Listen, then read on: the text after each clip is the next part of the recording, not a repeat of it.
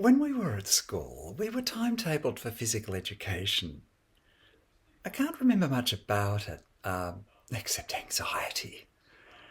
Well, I guess it's in the nature of a class that goes off to do PE that everyone else is watching. And whatever you're trying to perform, it seems less important than what your classmates think of you.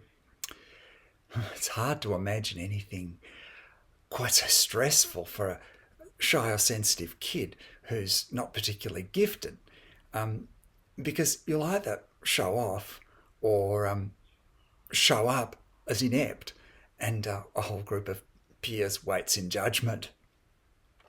As we move on, we can choose a more intimate setting and sports that are more individual, like lifting, but also running and walking, and that you can either do on your own or in company.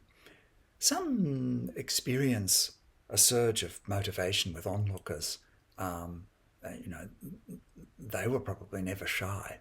But lifting is well suited to seclusion, where solitary effort can aspire to socialisation, but without any pressure. It makes sense to me that people from their 20s onward rediscover fitness more in their own company, even if they belong to fitness clubs or the local Harriers or cycling group or whatever. Road cyclists don't just jump on their bikes and do 100 kilometres, but rather they train with lots of solo commutes or workouts for the bigger challenges that they do with their friends. Weight training is more extreme, even if you use the bars in a public space. It's understood that you're only doing it for yourself. The outdoor space that's been marked out by the installation corresponds to an internal space of collectedness needed for lifting. The layout says this area is for the people who want to concentrate on using the bars. That's not true of the place where I do my chin-ups and push-ups because I'm an interloper in children's space.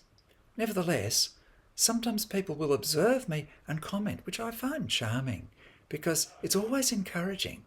Good job there, or that's impressive. But it's the exception that proves the rule. For the most part, weight training is a zone unto itself. And perhaps the reason that we were never taught about it at school is that it's an unteachable experience in a social setting.